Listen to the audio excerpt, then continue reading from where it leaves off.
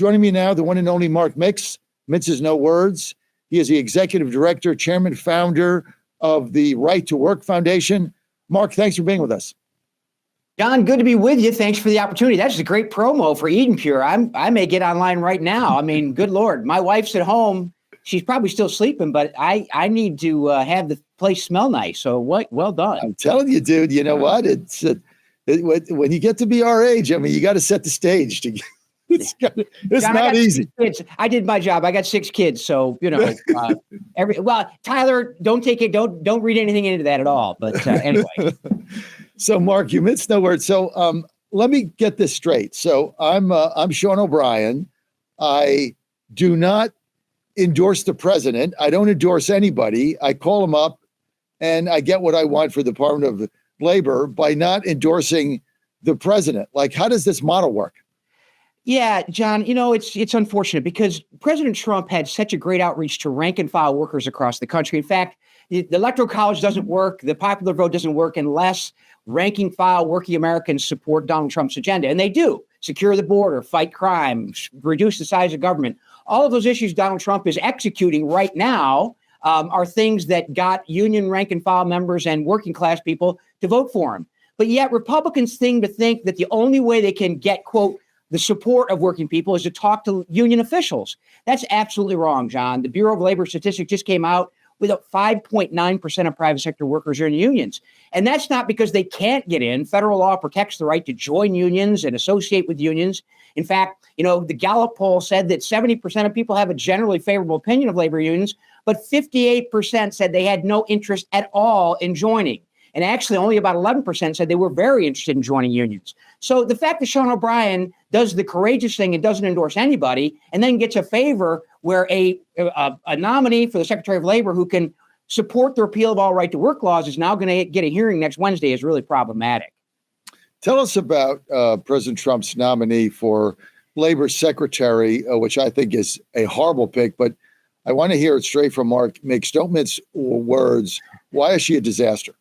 Yeah, well, she was a one-term congresswoman from Oregon, and she was one of 3 Republicans to endorse and co-sponsor the so-called PRO Act, which is this bill that is everything that union officials have ever wanted to force more workers into unions. 3 Republicans co-sponsored it. She was one. And the first thing the bill would have done was repeal all 26 right-to-work laws across the country, including Virginia's.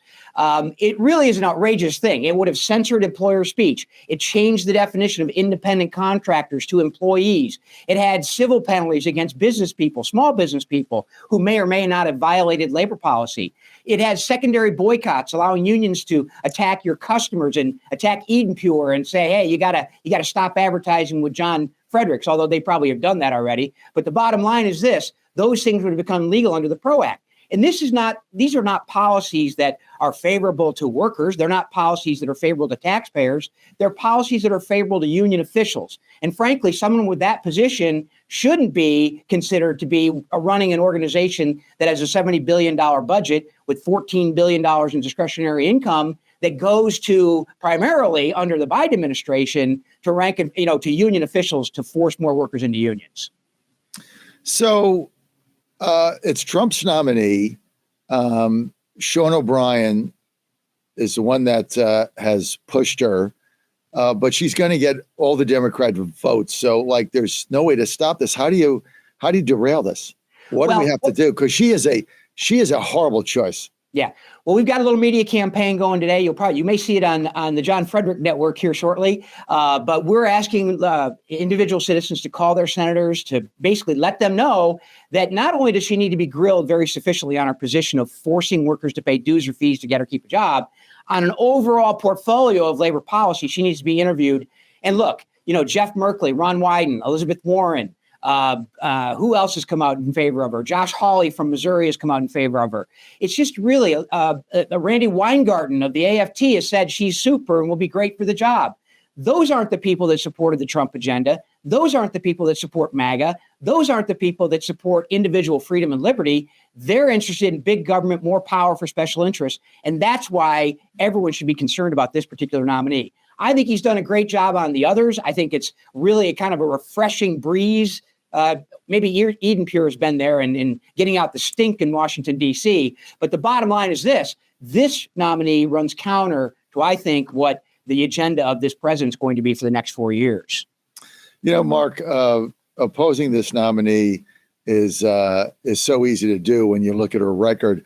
I mean, I'm like you. I'm in favor of every single other one of President Trump's nominees, but this feels to me like he was just like fulfilling a favor because Sean O'Brien didn't endorse Harris. Well, he couldn't endorse it. This is the way I look at this. He couldn't endorse Harris because an overwhelming number of his union members were voting for Trump. So there's no way he could endorse Harris. So but like you said, he did the courageous thing and endorsed no one. I mean, if he had come out in favor of President Trump and campaigned for him, then maybe I'd be a little softer on this. But this is a horrible nominee for the Department of Labor. Yeah, it's interesting when you look at it, John. The Open Secrets just came out with a study of labor union direct contributions from labor unions to presidential candidates and their support to groups that supported presidential candidates. Let me give you the ratio, 99.3% to 0.6%. Who do you think got the 99.3? Harris. Yeah, it was $56 million to Harris and $284,000 to Donald Trump. Not that money makes a difference like that, but you understand whose side of the aisle Sean O'Brien and the rest of his cronies in big labor were doing and what they tried to do to Donald Trump. So, look, I don't think, I don't want to speak for the president. He speaks for himself. But this one is kind of out of touch, and I don't get it. And unfortunately, because to your point, John, the Democrats are probably going to push her over the edge. We've got to find, 45 Republicans to vote against her, and I don't think that's going to happen. Well, we got to fight it, and we got to hold her accountable. Mark Mix, thanks for being with us. Right to Work Foundation. Mark, it's always good to have you. We have to have you on more. Reach out. Yeah. So one thing about Mark, he minces no words. Thank you, Mark Mix. We're going to be fighting this.